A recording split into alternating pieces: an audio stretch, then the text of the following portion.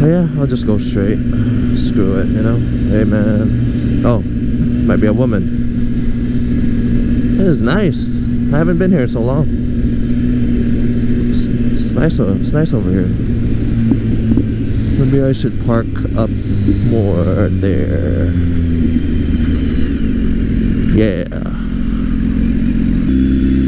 I'm just gonna park it right here. It's a nice spot.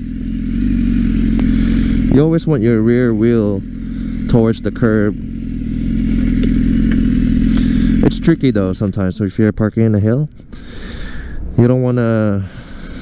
Your kickstand always have to point downhill.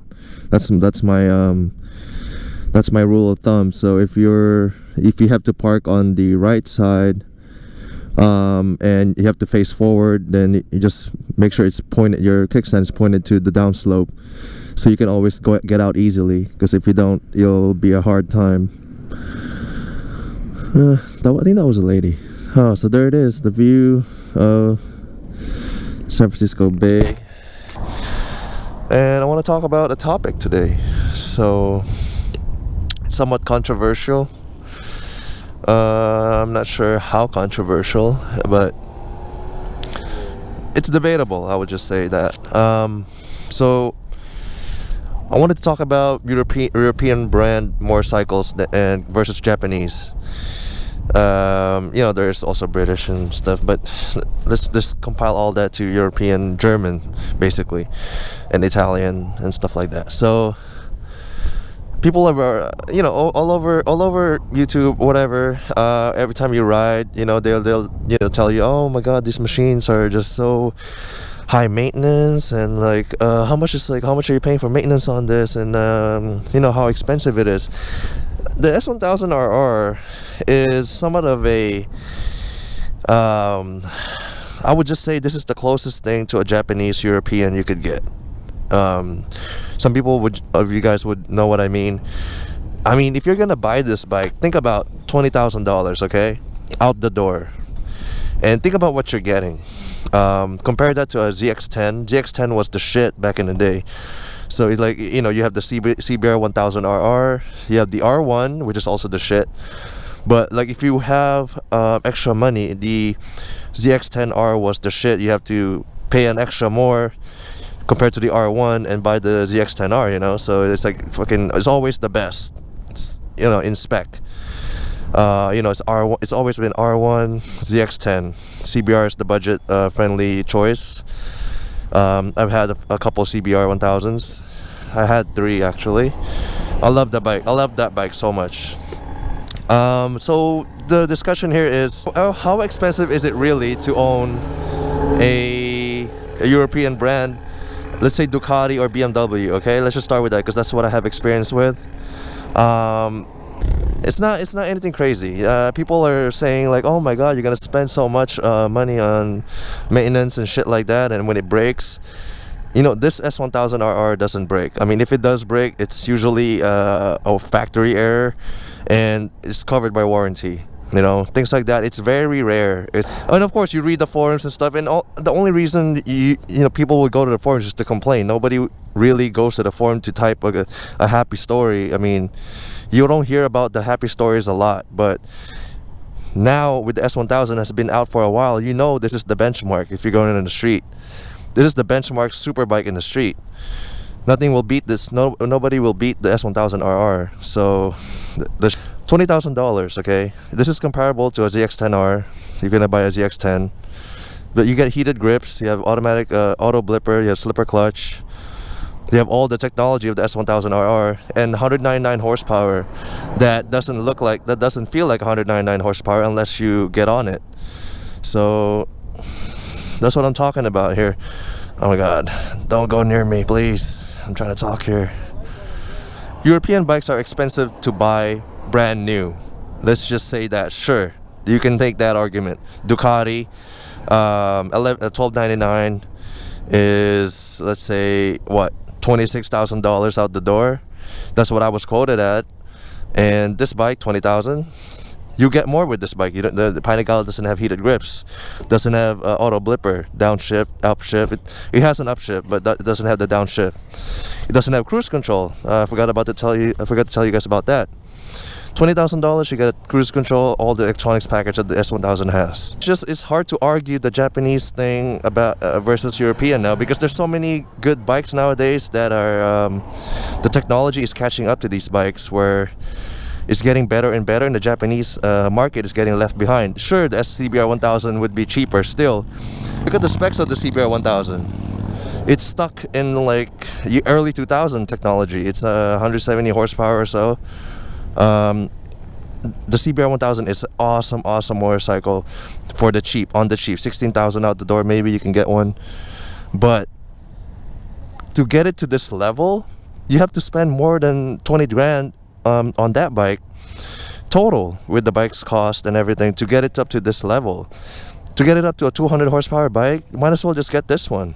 It doesn't even make sense anymore. And like I said, I had experience with 3 CBR 1000s. I had an 04, I had an 05, and I had 2012. So I have experience with the old and the new.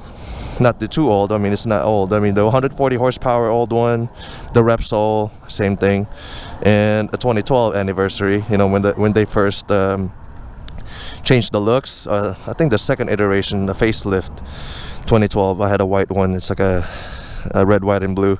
I had a thing for red, white, and blue, I guess. This one's mostly blue. So when people say, oh my god, I don't want to deal with freaking European bikes, you know, I mean, it's just you sure? I mean, if you're talking about maintenance now, then why don't you just do the maintenance yourself? You know, so many people are doing that nowadays. We have the internet, all the resources are, you know, easy to get. There's independent shops, you can buy the tools, you have service manuals. The only people that are paying out the ass for maintenance are people that are paying the dealership to do it for them. And even with a Japanese bike, if you're gonna do a freaking valve check, a valve adjustment or something like that, that's expensive too on a Japanese bike. So in the Ducati, that would be like $1,200. So it's crazy.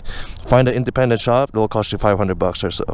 That's like a milestone. That's like a 6,000 mile maintenance back in the day on the old Ducatis. 7,500 miles, I think. So there's like 1,600. So the 600 mile, and then you have a regular oil changes, blah blah blah blah, until 7,500. That was the older ones.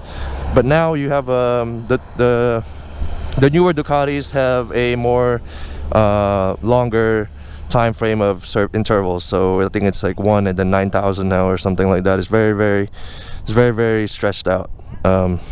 But I suggest changing the oil in between, because that's what I do every 5,000 miles, every 3,000, depends on my usage. I change the oil anyway.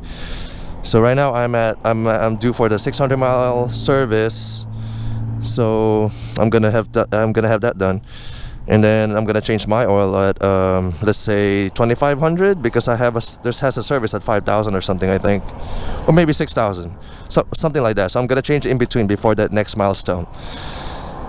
I will do that myself. The oil change, it costs like nothing, like $35. The argument of the European bikes are expensive is just, I don't see it anymore, because I had many Ducatis. I had a couple S1000 RRs and never had any problems with them. So I just I mean, unless you're talking about Aprilia. So if Aprilia has a very small dealer network around here where I live, maybe a couple. You have KTM, another small one. So if you're talking about that's the only argument you could do. It's like, oh, I don't have a lot of dealer network where I live. So the bikes are good.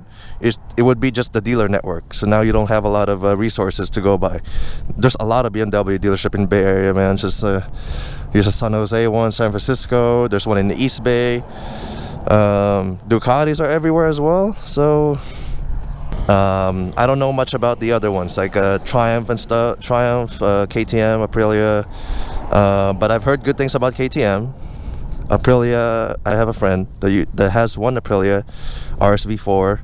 He doesn't have any complaints about it. He always goes to the track with it. You know, he doesn't complain about it. So and he's a handyman, I guess. He does his own stuff. Only if he can't do it, he will bring it to the dealership. If even then, you would bring it to an independent shop. And there's also factors where if you like your dealer, you want to support them, you just pay their service. I like my dealership. I like going to them, so it's money that you pay to support your local shop, keep them in business and stuff. I mean, it's a small thing, but it's still a support for them. So I don't know. So that's my point is the Japanese versus European really is irrelevant nowadays. And if you like European bikes, don't be scared about ownership cost. It is expensive to buy brand new, but you can find this used really, really cheaply. You can buy a S1000RR, maybe not this one, previous model, for $9,000, as low as $9,000 or even 8. I know it could be high mileage or whatever. It depends. 8, maybe sometimes 12. You can find an HP4 for about $15,000. So it doesn't even, like, you go to the forums, everyone's selling their HP4 for like 15, 12, something like that. That's before I saw this bike. If I saw that one, I already bought the HP4, but I didn't see it. I was surprised actually when I found out. Ducati, 1299s, 1199s. They're like they're expensive to buy brand new, but if you're gonna buy used, they're gonna be about 16, 18. Okay, I guess there's not much more I have to say, but this is a debate.